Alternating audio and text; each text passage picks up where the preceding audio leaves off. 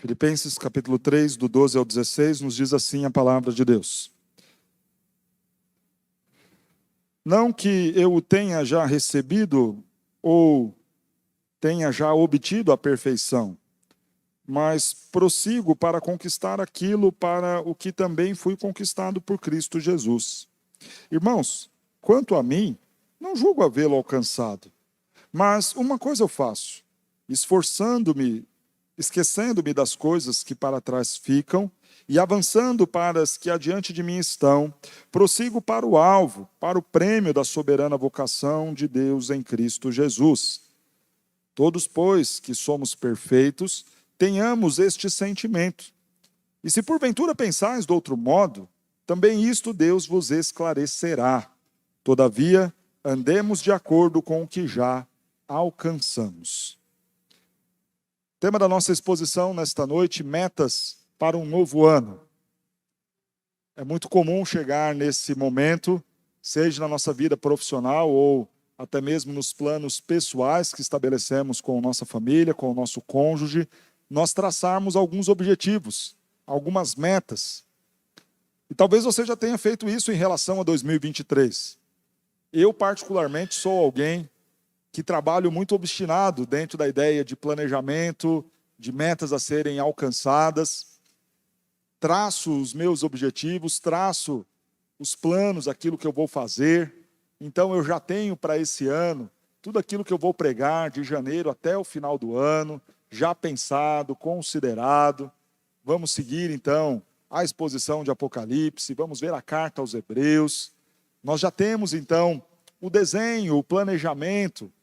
Na vida pessoal também nós fazemos isso, consideramos aquilo que queremos para esta nova fase das nossas vidas. Alguns vão estabelecer metas do tipo, eu preciso perder 15 quilos neste ano. Outros vão estabelecer metas do tipo, eu preciso juntar, guardar pelo menos uns 5 mil reais, deixar lá na poupança, porque eu quero talvez trocar de carro, ou reformar a minha sala, ou trocar a mobília da minha casa. Enfim, é um tempo propício para nós refletirmos as nossas vidas, estabelecermos metas, traçarmos objetivos. E o apóstolo Paulo vai usar de uma linguagem ligada ao esporte para falar sobre esta ideia de meta, de alvo, de objetivo a ser conquistado. E vai nos ensinar aqui, não só os alvos que devemos ter como prioridade em nossas vidas, mas principalmente nesse trecho em que nós lemos, do verso 12 ao 16, como nós podemos alcançar estes objetivos. É um tempo oportuno para que você trace rumos para a sua vida. E mais importante do que considerar o que você vai ter materialmente falando, ou os seus objetivos profissionais, ou os seus objetivos ligados à sua condição física, considere o seu crescimento espiritual. Considere os objetivos que precisam hoje serem firmados em relação à sua vida com Deus. Ser mais crente, amar mais o Senhor, terminar o ano de 2023 diferente da forma como você terminou o ano de 2022. E para isso, lendo a partir do verso 8 do capítulo de número 3, nós vemos o que Paulo considera como sendo a grande prioridade da sua vida, o grande objetivo da sua vida, a sua grande meta. Diz assim o apóstolo, a partir do verso 8 do capítulo 3. Sim, deveras considero tudo como perda por causa da sublimidade do conhecimento de Cristo Jesus. Paulo está considerando toda a vida que ele tinha como judeu, doutor da lei, muito benquisto entre os seus. Ele considera tudo aquilo que ele havia conquistado até ali, até aquele momento, todo o prestígio, toda a boa reputação como um judeu, ele considera tudo aquilo como perda. Por causa do quê? Por algo maior. Pela sublimidade do conhecimento de Cristo, meu Senhor, por amor do qual perdi todas as coisas e as considero como refúgio para conseguir Cristo. O primeiro grande objetivo do apóstolo Paulo é a salvação, mediante a graça de Deus. É alcançar esta graça do Senhor que faz com que todas as outras coisas sejam como refúgio, sejam como nada, sejam como coisas a serem desprezadas por nós. Esta graça de conhecer a Cristo, esta graça de pertencer a Cristo, esta graça de conseguir Cristo em sua vida, de ser achado nele, segue o texto no verso 9. Não tendo justiça própria que procede da lei, senão a que é mediante a fé em Cristo Jesus, a justiça que procede de Deus, baseada na fé. O primeiro grande objetivo de Paulo, o grande alvo de Paulo é a graça de Deus. Graça para conhecer Cristo Jesus, graça para ter Cristo Jesus em sua vida, graça para ser alguém justo, tendo a justiça de Cristo em sua vida. O segundo objetivo que Paulo vai colocar para nós aqui, está no verso de número 10, para o conhecer, e conhecer o poder da sua ressurreição. Primeiro objetivo, ter a graça de Deus, conhecendo a Cristo, a justiça de Cristo, e tendo a Cristo em sua vida. O segundo objetivo de Paulo, conhecer o poder de Deus. Experimentar este poder do Senhor. O mesmo poder que ressuscitou Jesus de dentre os mortos, é o poder de Deus que Paulo quer experimentar em sua vida. Paulo quer ser alvo dos grandes feitos do Senhor. Paulo quer ser alguém que experimenta na sua jornada momentos únicos, que apontam a total dependência dele em relação ao Senhor. Ele quer viver o seu dia a dia vendo a mão de Deus agindo nos seus caminhos, vendo e testemunhando os feitos do Senhor em sua vida. Isto ele tem como algo precioso, mais importante do que o que ele tinha antes. A graça, o poder, mas também, segue o verso de número 10, a comunhão dos seus sofrimentos. Paulo também quer trabalhar. Ele coloca como objetivo na sua vida cristã ter a graça de Deus, conhecer o poder de Deus, mas também participar dos sofrimentos de Cristo. Eu desejo trabalhar para o Senhor. Se Cristo, o meu Senhor, o meu Mestre, sofreu, também eu quero participar, ter comunhão destes sofrimentos. A gente entende isso muito bem quando ele escreve a Timóteo falando, participa comigo dos sofrimentos de Cristo. Dizendo a Timóteo, Timóteo, tudo o que eu faço por amor aos eleitos. É o trabalho de testemunhar do Senhor, de pregar a palavra. Paulo quer isso em sua vida. Isso é um objetivo para ele. Trabalho. Mas também, segue o verso de número 10, conformando-me com ele na sua morte. Esta morte de um santo, de um justo no lugar de pecadores. Paulo quer conformar o seu caráter com Cristo Jesus, fazendo morrer na cruz de Cristo a condição do velho homem, pecador, caído, ofensivo a Deus, inimigo de Deus, para ter a sua imagem conformada à imagem de Cristo. Paulo está falando de santidade, o que Paulo quer na sua vida, e que ele considera mais importante do que tudo aquilo que ele tinha nos dias do judaísmo. Ele quer a graça de Deus, o poder de Deus, a oportunidade de trabalhar para o Senhor e de viver uma vida santa. Mas por fim, no verso de número 11, Paulo fala o seu último objetivo, para de algum modo, de alguma maneira, lá na frente, no final de tudo, alcançar a ressurreição dentre os mortos, a justa recompensa. Entendam que Paulo está tratando aqui na carta aos Filipenses. Ele está falando daquilo que é mais importante para ele. Aquilo que o fez abrir mão de todo o prestígio, de tudo que ele tinha no judaísmo. Aquilo que o fez considerar as coisas que ele tinha conquistado até então como perda, como refúgio, como absolutamente nada, para ganhar outras. E que outras são essas coisas? Paulo vai colocar a graça de Deus, o poder de Deus, a oportunidade de trabalhar, uma vida santa e a justa recompensa na glória futura. É isso que eu quero para mim. E as outras coisas, Paulo? Tudo eu considero como refúgio. E a fama, Paulo? Besteira. E as riquezas, Paulo?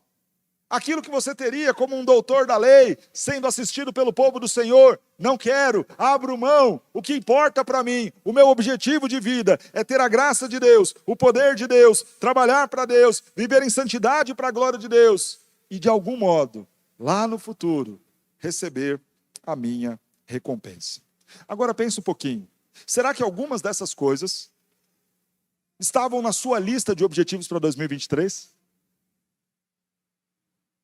Será que você listou uma dessas coisas, pelo menos uma delas, como uma meta para você em 2023. Olha, a minha meta é ter a graça de Deus em minha vida. Como? Conhecendo mais de Cristo, tendo mais de Cristo em mim, lendo mais a Bíblia, orando mais. Essa é a minha meta. Será que isso fez parte da sua agenda, das suas prioridades, dos seus desejos? Ou talvez, será que o seu desejo foi experimentar o poder de Deus? Ah, pastor, eu não quero mais viver aquela vida onde eu ouço as pessoas falando das grandezas de Deus, mas não vivo essas grandezas. Eu quero, pastor, testemunhar coisas extraordinárias de Deus na minha vida, o poder de Deus na minha vida. Pastor, eu não quero mais ouvir o testemunho dos outros falando que através deles Deus fez, Deus realizou. Eu quero dizer que Deus, através da minha vida, alcançou pessoas, transformou lares, restaurou corações, me usou para curar outros. Eu quero viver este poder de Deus em minha vida. Será que isso estava lá na sua lista de desejos? Será que estava na sua lista de desejos trabalhar para a obra de Deus? Não, esse ano eu preciso tirar pelo menos 1 hora por dia para caminhada. Mas será que estava na sua lista de propósitos e objetivos tirar pelo menos 1 hora da sua semana ou do seu dia para servir a Deus de alguma forma no trabalho de Deus, na seara de Cristo Jesus? Será que você colocou isso como objetivo? Eu não posso mais ficar parado. Eu não posso mais ver todo mundo trabalhando e Deus usando todo mundo sem eu ser usado para a glória dele. Será que você se dispôs a isso e colocou isso como objetivo na sua vida para este ano? Será que como objetivo da sua vida você escolheu a santidade? Talvez tenha feito uma listinha de pecados, daqueles que você vem tropeçando neles e falou, Senhor, esse aqui eu quero riscar. Eu quero chegar no final de 2023 e falar, isso aqui eu venci em nome de Jesus. Será que tem isso aí no seu cronograma de prioridades, de sonhos e objetivos para 2023? Será que tem no seu coração algum espaço para uma esperança maior do que dias melhores na política? Uma esperança maior do que dias melhores da sua aposentadoria, para encaixar ali uma esperança maior de dias melhores na glória futura com o Senhor Jesus? Irmãos, vejam que as metas e os alvos, os objetivos de Paulo revelam muito aquilo que Deus já havia feito em sua vida, o quão maduro ele era. Mas ok, vamos considerar que você não tenha colocado nenhuma dessas coisas como seu objetivo para 2023. Meu primeiro convite, então, nesta exposição, é te desafiar a considerar tudo o que você planejou como refúgio em troca dessas novas propostas aqui. Por vezes nós pensamos como cidadãos terrenos, enquanto o Senhor deseja que vivamos como cidadãos dos céus. Não desejamos as coisas de Deus, porque somos terrenos demais. Amamos demais o tempo presente.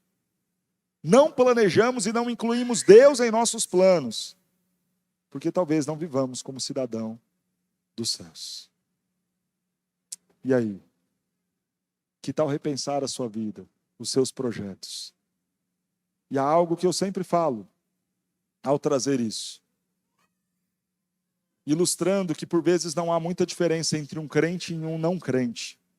Porque você chega para um jovem, talvez ali com seus 20 anos, e fala para ele, quais são os seus planos?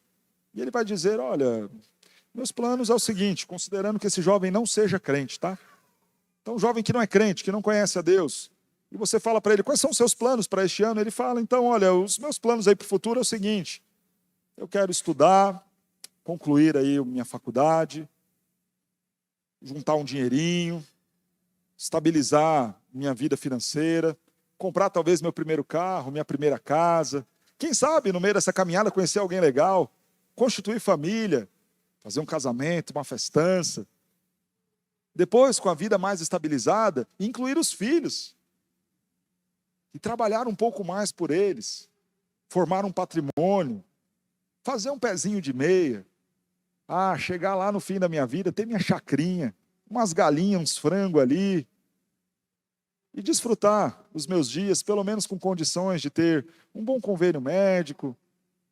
Não quero riqueza, mas uma vida que me dê algum tipo de conforto. Talvez este seja um plano de um jovem não crente. E aí você chega para um jovem crente nova criatura em Cristo Jesus, batizado com o Espírito Santo, reformado, presbiteriano, e fala para ele: e aí, jovem, qual é o seu plano? Ah, pastor, meu plano é terminar meus estudos,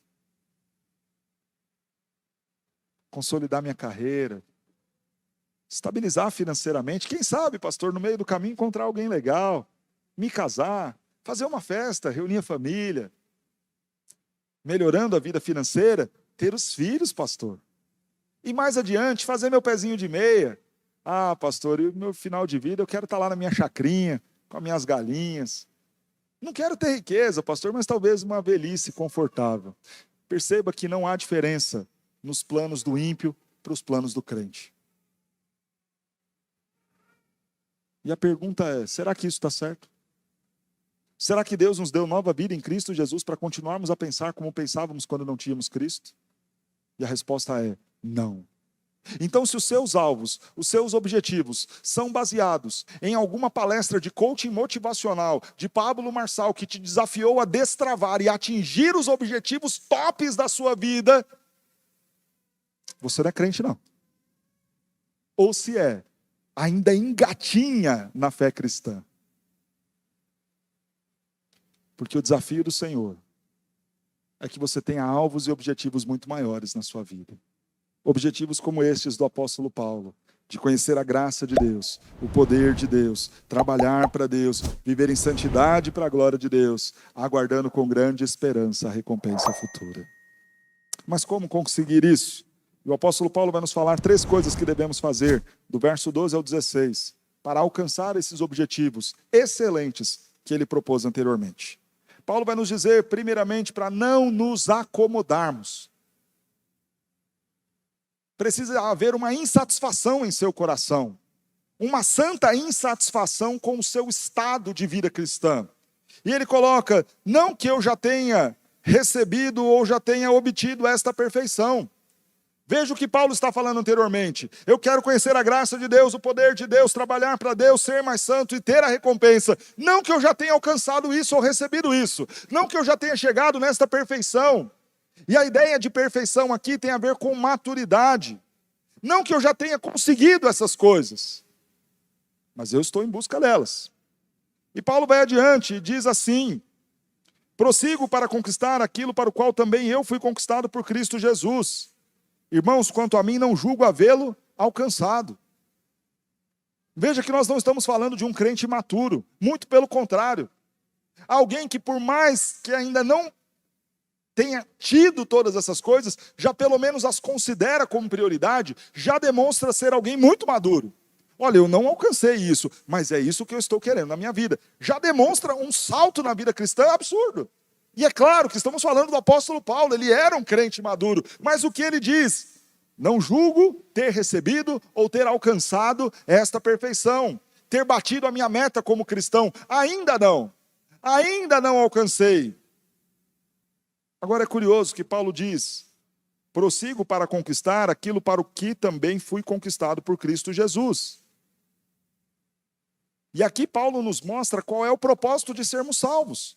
Pastor, qual é o problema de querer me formar, me casar, juntar um dinheirinho, fazer minha aposentadoria? Qual é o problema nisso? Não há problema nenhum nisso. O problema é ter isso como seu grande propósito de vida. Este é o problema. Aí mora o perigo.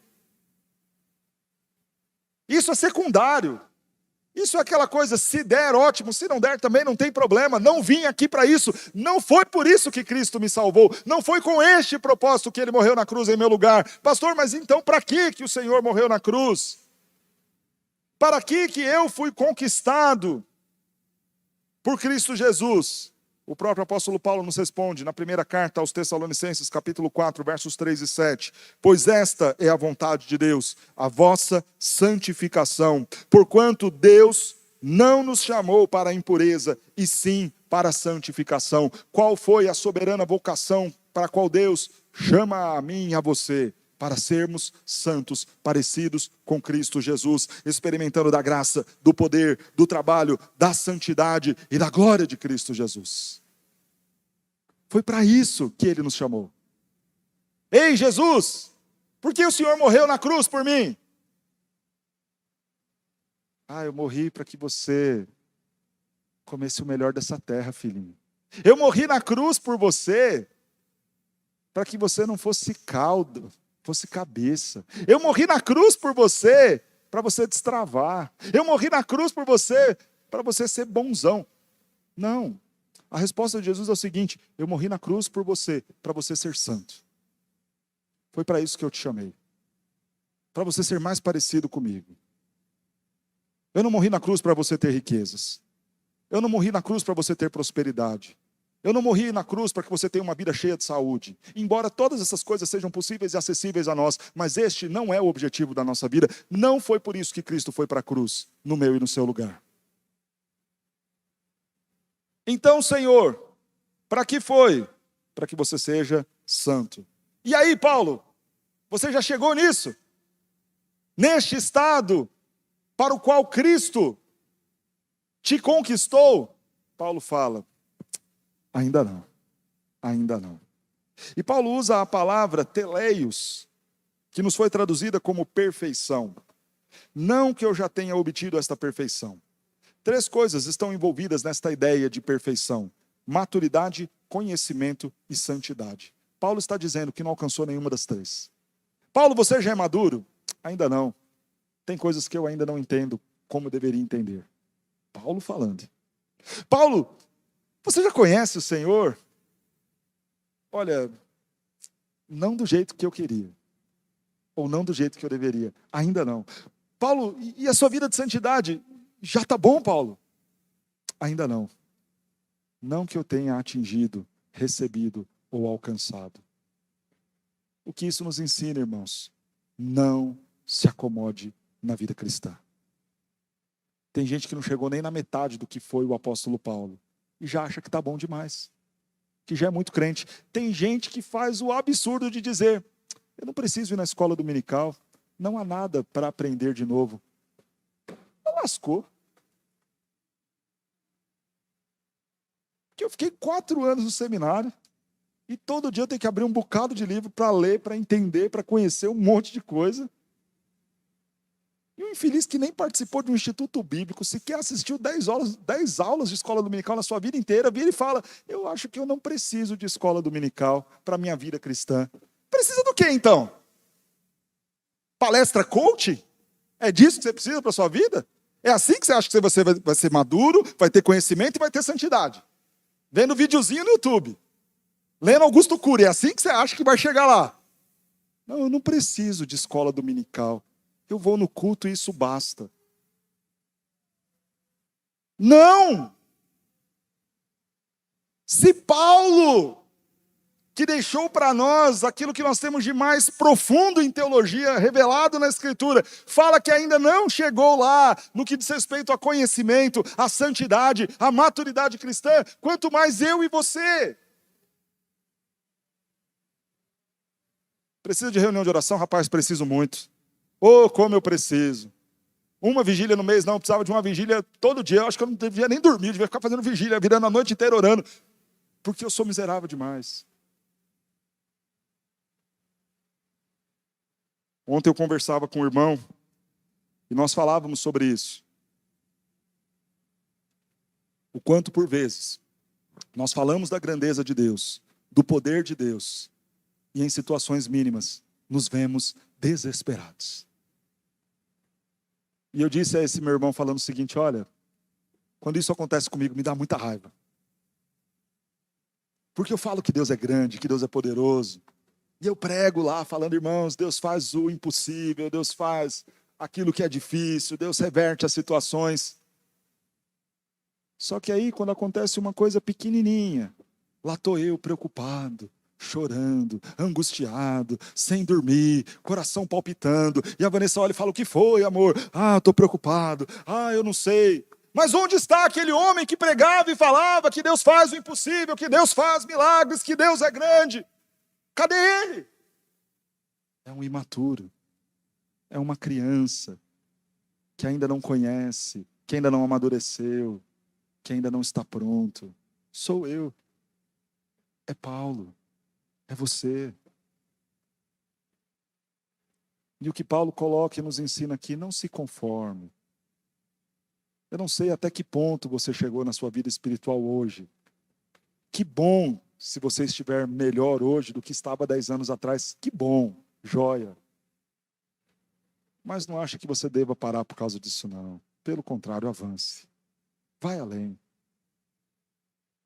Que bom que esse ano você conseguiu orar mais, ou talvez até tenha conseguido ler a Bíblia inteira, de Gênesis a Apocalipse. Mas não para nisso, não. Vai além. Conversava com o presbítero Ed sobre isso. As diversas formas como nós podemos ler a Bíblia. E aí você faz aquela leitura no primeiro momento como um desafio. Eu tenho que ler Gênesis, Apocalipse até o final do ano, faço a minha campanha aqui, a minha meta, leitura bíblica uma vez por ano. Ótimo. Mas e depois? Se desafie não só a ler assim, se desafie talvez a anotar. Se desafie talvez a ler e decorar todos os dias um versículo. Se desafie talvez a ler e estudar. Mas não pare, não. Não pare. Irmãos, é curioso. Veja o verso de número 13. Irmãos, quanto a mim, eu não julgo havê-lo alcançado. Eu não julgo havê-lo alcançado. Paulo, quando traz essa expressão, eu não julgo havê-lo alcançado, ele está cutucando dois grupos existentes ali em Filipos. Existia primeiro o grupo dos judaizantes, dos fariseus, aqueles que Jesus já havia falado duramente com eles no Sermão do Monte, que batiam no peito e oravam em pé no canto da igreja, falando: olha, Senhor, muito obrigado. Obrigado, porque eu estou aqui, não sou como aquele miserável do grupo de louvor que só vem no dia da escala. Obrigado, Senhor.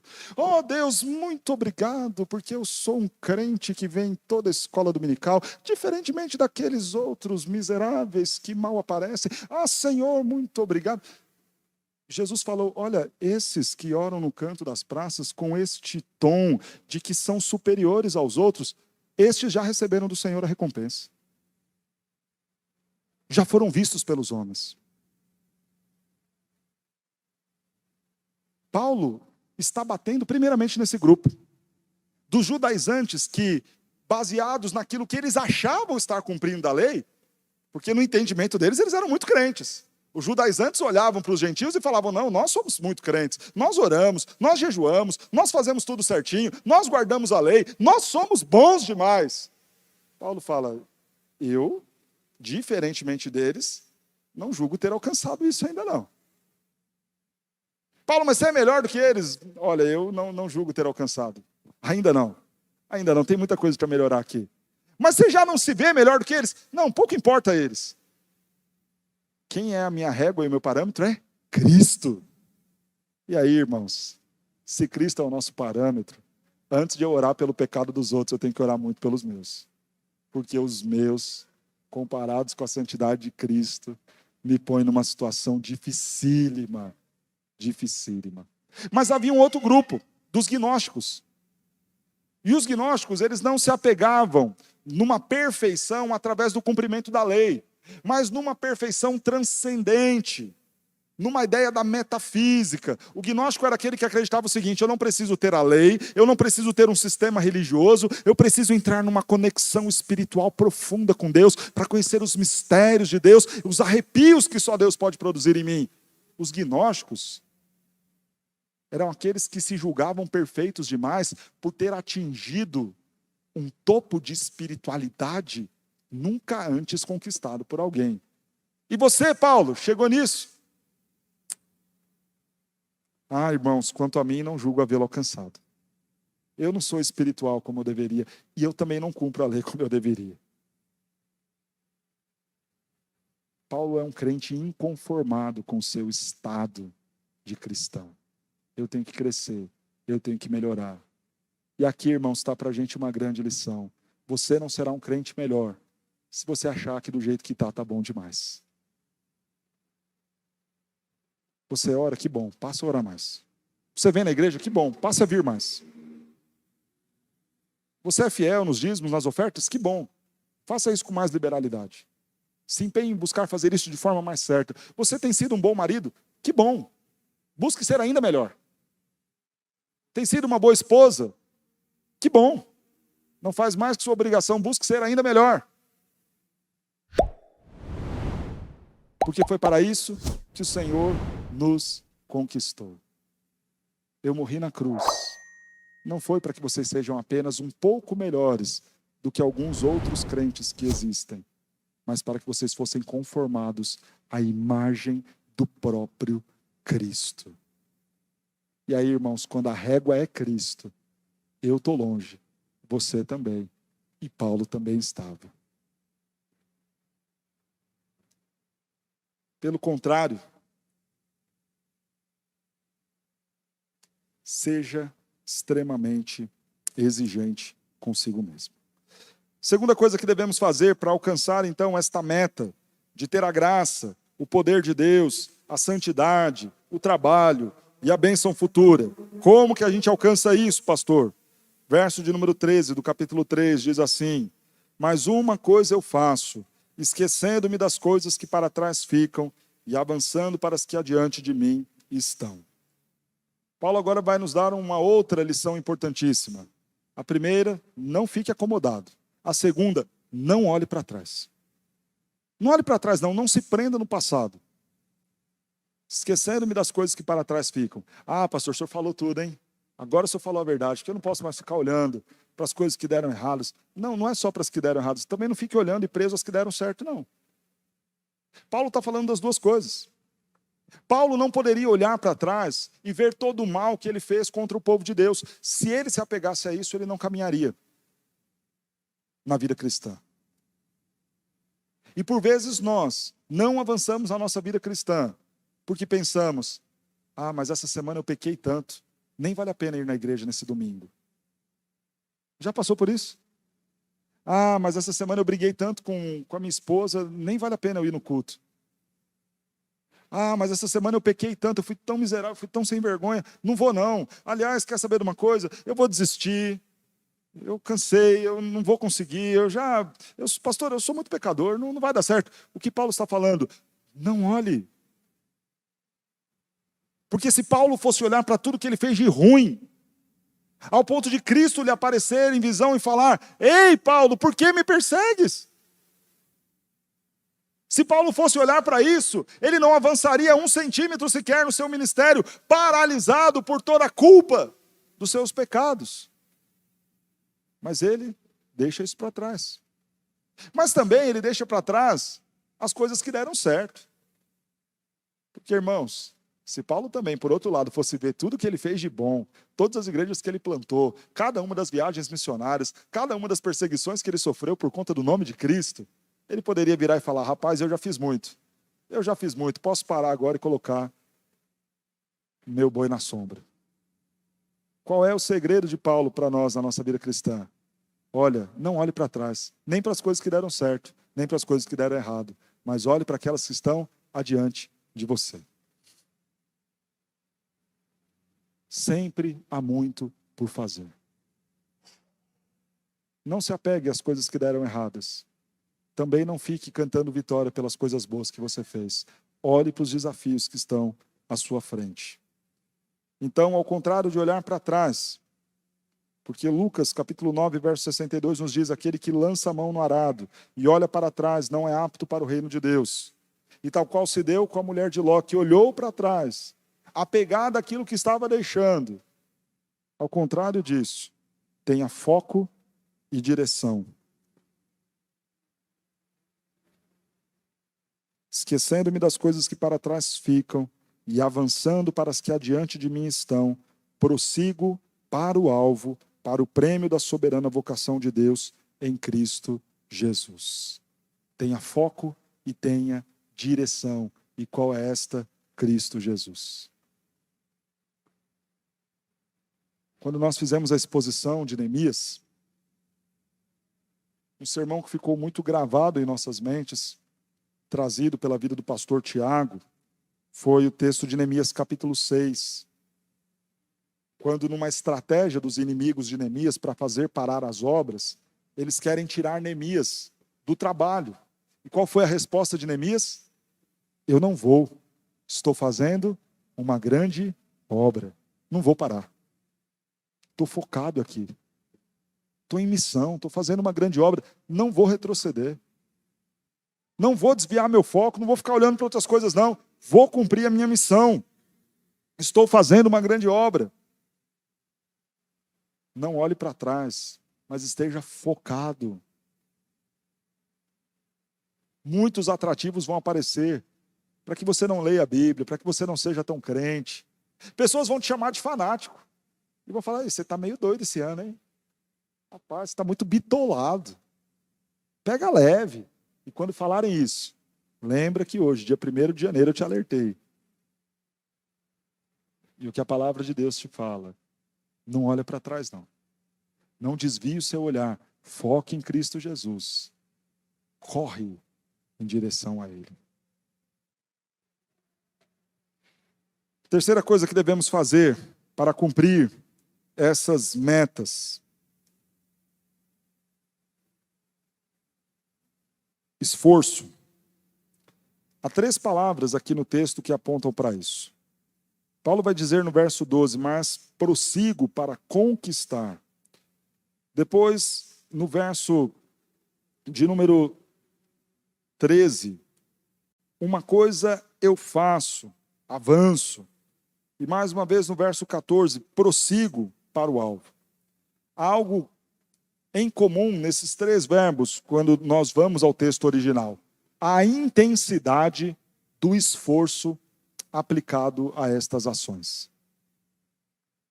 Não existe nenhum atleta que vai alcançar as suas metas, os seus objetivos, sem que este antes não se empenhe demasiadamente, se esforce bastante.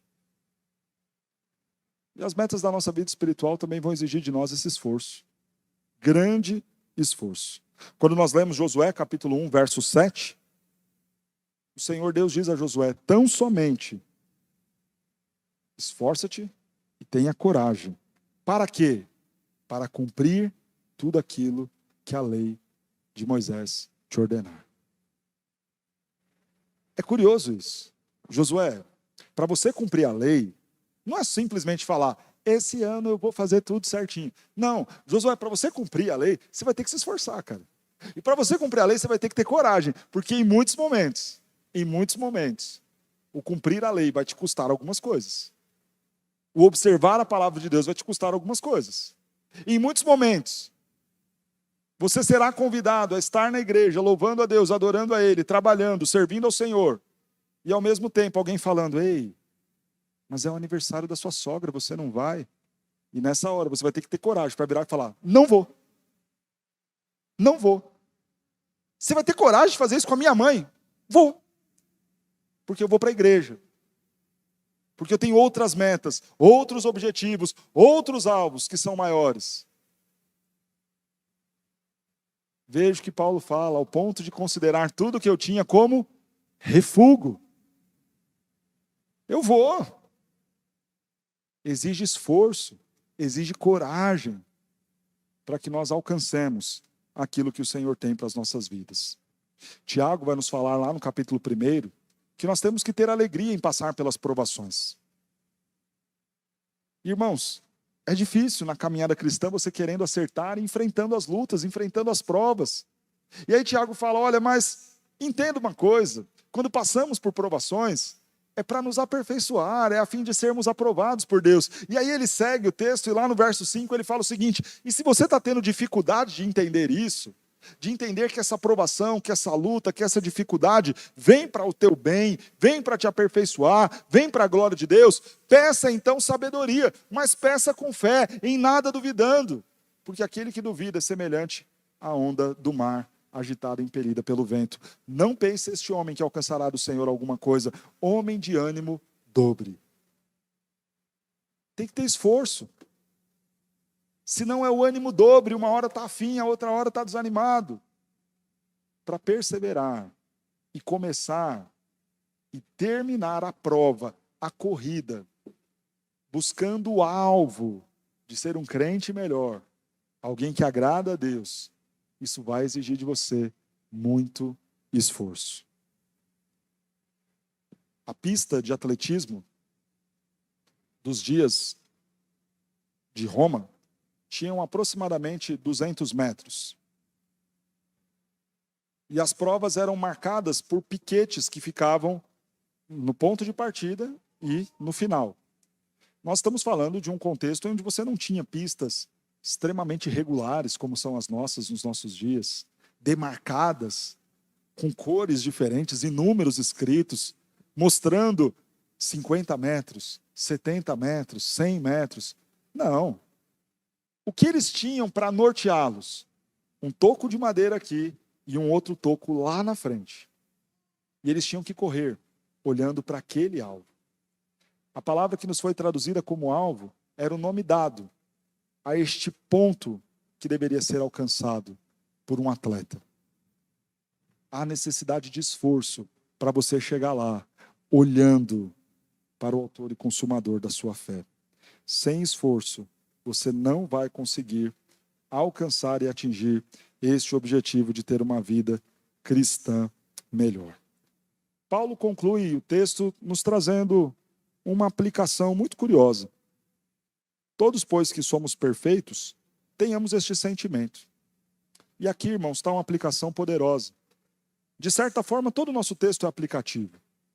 Quando a gente fala, não se conforme com o seu estado de vida, mas busque ser melhor, não olhe para trás, se esforce. Tudo isso são aplicações muito práticas.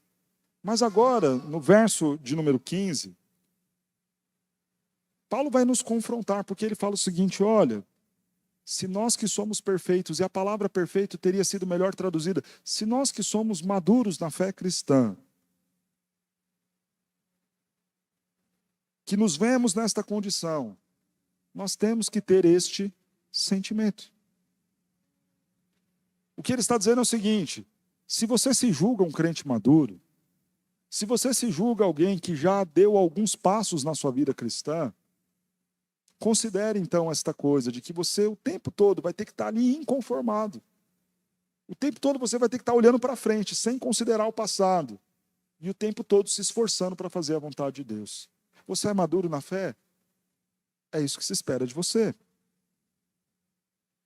Se porventura vocês pensam de outro modo, também isto Deus vos esclarecerá. E o que Paulo está dizendo aqui é o seguinte, ok, talvez haja algumas discordâncias sobre qual seja a melhor forma de se fazer alguma coisa no meio dessa caminhada cristã. Ok, Deus vos esclarecerá em relação a isso.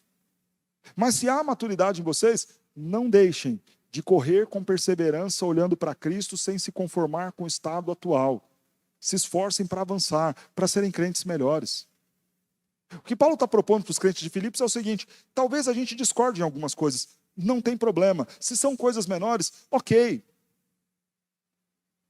Deus nos trará esclarecimento sobre isso. Ok, se você não quiser ser da Igreja Presbiteriana do Brasil, se você está aqui hoje, nos visita, é de outra denominação, talvez não concorde com o pé do batismo, com a doutrina calvinista, não tem problema, isso é uma coisa menor, mas não deixe de ser um cristão buscando ser melhor do que o que você é hoje, buscando ter estes alvos. Quais alvos? De conhecer a graça de Deus, o poder de Deus, trabalhar para Deus, ter vida santa para a glória de Deus e ter a esperança na glória futura.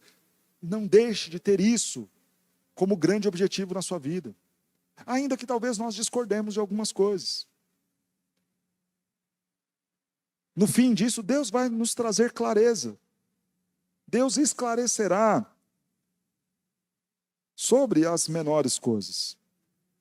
Todavia, andemos de acordo com aquilo que nós já alcançamos. Não retroceda. Não retroceda. Do ponto em que você está, é daí para frente. Avance na sua vida cristã. Quais são os seus objetivos para 2023? E como você pretende alcançá-los? Que o seu desejo sincero seja este mesmo do apóstolo Paulo. Antes de comprar o carro, de comprar a casa, de trocar a mobília, de perder 10 quilos, que o seu grande objetivo seja, Senhor, eu preciso conhecer a tua graça. Senhor, eu preciso experimentar do teu poder. Ah, Senhor, eu preciso trabalhar para ti. Senhor, eu preciso ter uma vida de santidade. Senhor, a minha esperança não pode estar baseada nas coisas deste tempo presente, mas a minha esperança tem que estar baseada na recompensa futura.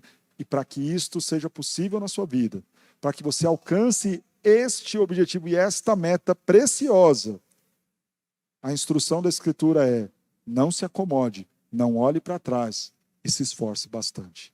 Que Deus me dê graça e dê graça a você também, para atingirmos este objetivo.